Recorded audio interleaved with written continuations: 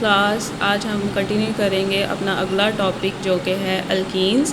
Alkanes तक हम study कर चुके थे। नेक्स्ट हमारा जो है वो स्टार्ट हो रहा है alkenes. So the simplest alkyne जो है वो कहा जाता है इथीन को, क्योंकि जो फर्स्ट मेंबर है अल्कीन्स का वो इथीन है। और आपको पता है कि जितने भी अल्कीन्स होते हैं उनके एंड पे क्या आता है, ENE। सो जो इथीन है उसका फार्मूला क्या होता है, C2H4, यानी 2 कार्बन और 4 हाइड्रोजन। ये जो कंपाउंड्स हैं उनको यानी अल्कीन्स हैं उनको क्या भी कहा जाता है, ओल्फिन्स। और ओल्फिन क्या है, एक लातीनी लफ्ज़ है जिसका क्या मतलब है, ऑयल फॉर्मिंग।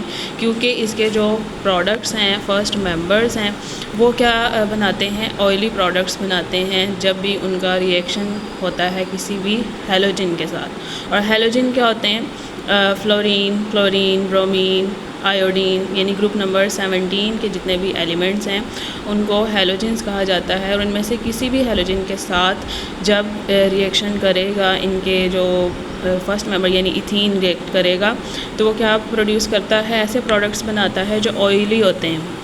तो जिस वजह से इनको यानी इथीन को क्या भी कहते हैं, ओल्फिन्स। तो उसके बाद है हमारा अगला टॉपिक।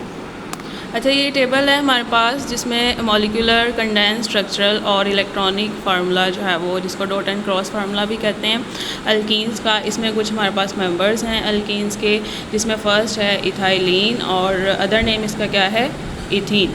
तो इथीन आ जाए या पेपर में या इथाइलिन आ जाए तो उसका फार्मूला वही सेम होगा, C2H4, 2 कार्बन जिसमें होते हैं और 4 हाइड्रोजन होते हैं।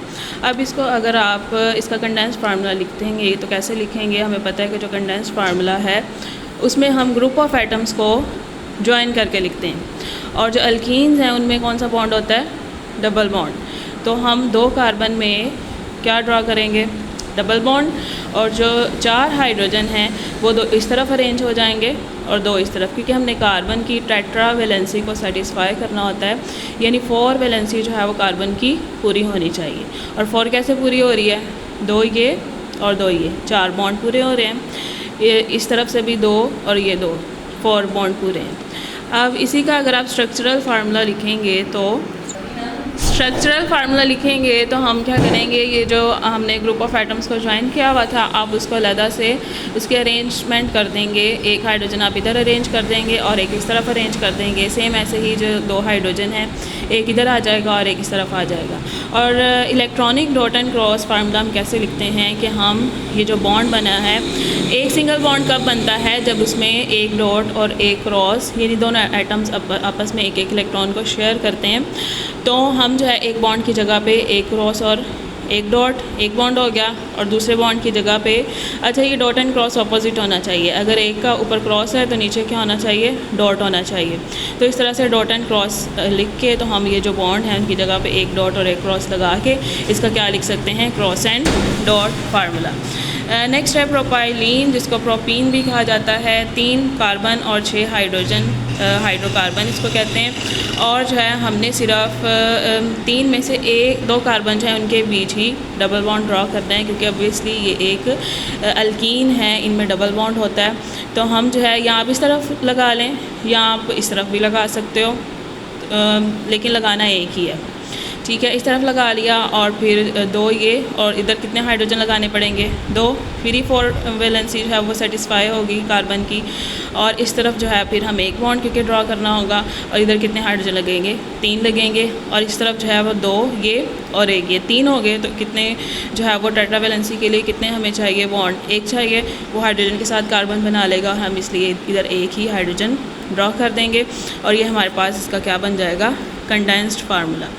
इसी का स्ट्रक्चरल फार्मूला आप जो है वो ग्रुप ऑफ एटम्स को आप अरेंज करके लिख दें और फिर जहाँ पे सिंगल बॉन्ड है वहाँ पे एक डॉट और एक क्रॉस लगा दें, तो आप इसका क्या बना सकते हैं, क्रॉस एंड डॉट फार्मूला। फिर ब्यूटाइलिन है, ठीक है, सेम इसका भी ऐसे ही है। 4 इसमें कार्बन होते हैं, 8 हाइड्रोजन होते हैं। इसमें भी आपने कोई भी जो 2 कार्बन एटम्स हैं उनमें आपने डबल बॉन्ड ड्रा करना है और बाकी जितने टेट्रा वैलेंसी के लिए हमें चाहिए होंगे हमने उतने हाइड्रोजन लगा देने हैं। नेक्स्ट इसका भी ऐसे ही है कि हम जो है वो स्ट्रक्चरल फार्मूला में ग्रुप ऑफ एटम्स को हम अरेंज करके लिख देंगे और डॉट एंड क्रॉस में हम एक बॉन्ड की जगह पे एक डॉट और एक क्रॉस। सिमिलरली पेंटीन है, पेंट का मतलब आपको पता है कि इसमें 5 हों कार्बन और 10 हाइड्रोजन होते हैं। तो इसमें भी ऐसे है कि आपने कोई से भी 2 कार्बन में डबल बॉन्ड ड्रा करना है, बाकी अकॉर्डिंगली हाइड्रोजन लगाते जाएं। फिर आप जो है यहाँ पे अरेंज कर दें एटम्स को, और इस वाले में क्या करें कि डॉट एंड क्रॉस लगाते जाएं। तो ये सारा जो है वो इसमें से किसी का भी वो पूछ सकते हैं, molecular formula, condensed formula, structural, या फिर क्रॉस एंड डॉट फार्मूला, या फिर कोई एक आपको हाइड्रोकार्बन देंगे, फॉर एग्जांपल ब्यूटीन का पूछ रहे हैं, तो इसमें वो कह रहे हैं कि इसके जो है वो मॉलिक्यूलर भी लिखें, कंडेंस्ड भी लिखें, स्ट्रक्चरल और क्रॉस एंड डॉट भी लिखें, या सेपरेटली किसी एक का भी या 2 का भी पूछा जा सकता है। तो ये टेबल आपने इस तरह से याद करना है।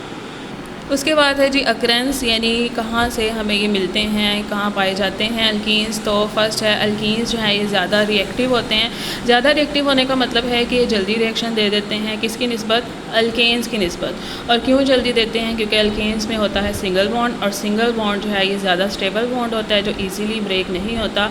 और डेफिनेटली जब भी कोई हाइड्रोकार्बन रिएक्शन देगा तो उसके बॉन्ड को जो है ब्रेक होना होगा, तभी वो रिएक्शन देता है, और जितना ईज़िली बॉन्ड ब्रेक हो सकता है इतना ही ज़्यादा वो रिएक्टिव होता है। तो अल्कीन्स में चूँकि डबल बॉन्ड होता है जिसमें से एक वीक बॉन्ड होता है, और वीक बॉन्ड जो है वो जल्दी ब्रेक हो जाता है, दैट्स वाई अल्कीन्स जो हैं वो ज़्यादा रिएक्टिव होते हैं अल्केन्स की निस्बत। और ये seldom occur free in nature, यानी फ्री ये बहुत कम जो है एग्जिस्ट करते हैं। लोअर अल्केन्स का मतलब है कि जो इसके जो मेंबर्स हैं, फर्स्ट मेंबर्स हैं, फॉर एग्जांपल इथीन है, प्रोपीन है, ब्यूटीन है, जिनका मॉलिक्यूलर वेट कम होता है, उनको आप लोअर अल्केन्स कह सकते हो। वो किस में पाए जाते हैं, कोल गैस में। और कोल गैस क्या है, जब भी कोल की डिस्ट्रक्टिव डिस्टिलेशन की जाती है तो एक प्रोडक्ट बनता है कोल गैस, जो कि मिक्सचर होता है डिफरेंट गैसेस का, उसे कोल गैस कहा जाता है। कोल गैस के अंदर भी अल्केन्स पाए जाते हैं, लोअर अल्केन्स पाए जाते हैं, minute quantities, minute means little quantity. Ethylene जो है वो नेचुरल गैस में प्रेजेंट होता है, sometimes to the extent of 20%। इन 20% की लिमिट तक जो है वो एग्जिस्ट किया जाता है।